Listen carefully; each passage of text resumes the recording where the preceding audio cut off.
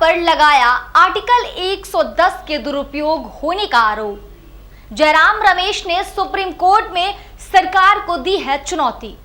दरअसल कांग्रेस नेता जयराम रमेश ने यह उम्मीद जताई है कि धन विधेयक से जुड़े मामलों में सुप्रीम कोर्ट का फैसला चीफ जस्टिस के रिटायरमेंट होने से पहले आ सकता है।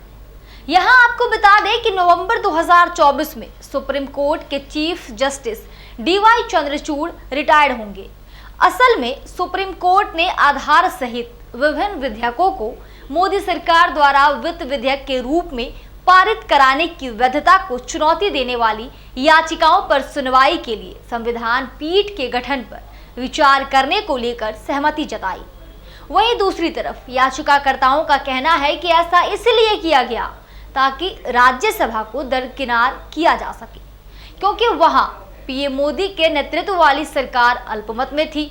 चूंकि वित्त विधेयक ऐसा विधेयक है जिसे केवल लोकसभा में पेश किया जा सकता है और राज्यसभा इसमें संशोधन या इसे अस्वीकार नहीं कर सकती है।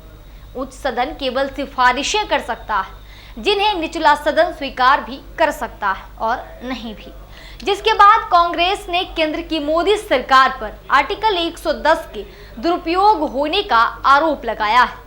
इस मामले पर कांग्रेस महासचिव जयराम रमेश ने अपने ऑफिशियल एक्स अकाउंट पर लिखा, पिछले 10 सालों में कई विधेयकों को संविधान के आर्टिकल 110 के तहत धन विधेयक घोषित करके संसद से पारित कर दिया गया है।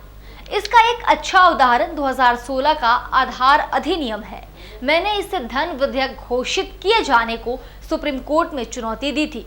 उस वक्त के चीफ जस्टिस ने अपने असहमतिपूर्ण फैसले में इस घोषणा को संविधान के साथ धोखाधड़ी बताया था। मैंने ऐसे और मामलों को भी चुनौती दी। आइए इसी से जुड़े एक दूसरे खबर की चर्चा करते हैं, जिसमें सीजेआई डीवाई चंद्रचूड़ अपने एक अनुभव को शेयर करते हैं। सीजेआई चंद्रचूड़ ने कहा कि जब वो बॉम्बे हाई कोर्ट में जज रहने के बाद इलाहाबाद आए तो ये जगह उनके लिए बिल्कुल अलग थी। बॉम्बे हाई कोर्ट में कानूनी कामकाज इंग्लिश में होता था और जब वो इलाहाबाद हाई कोर्ट आए तो उन्हें पता चला कि स्थानीय वकील अपनी बात अक्सर हिंदी में शुरू करते हैं। आगे सीजेआई ने कहा कि इससे उन्हें इस बात का एहसास हुआ कि वकील अपने स्थानीय भाषाओं में भी अपने केस को बेहतर ढंग से अदालत के सामने रख सकते हैं।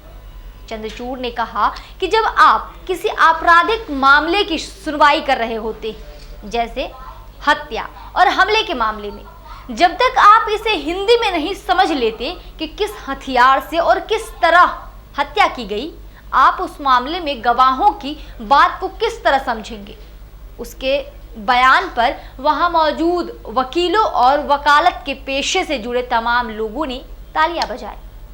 इसी कड़ी में अगले खबर की चर्चा करते हैं। खबर यह है कि सुप्रीम कोर्ट ने लग्जरी कार निर्माता company BMW India private limited को 2009 में विनिर्माण संबंधी गड़बड़ी वाली कार की आपूर्ति करने पर एक ग्राहक को 50 लाख रुपए का मुआवजा देने का निर्देश दिया है, जिसमें chief justice D Y Chandrachud, justice JB Pardiwala और जस्टिस मनोज मिश्रा की पीठ ने तेलंगाना हाई कोर्ट के उस आदेश को खारिज कर दिया जिसमें प्रमुख कार निर्माता कंपनी के खिलाफ अभियोजन को रद्द कर दिया गया था और कंपनी को दोषपूर्ण वाहन के स्थान पर शिकायतकर्ता को नया वाहन देने को कहा गया था।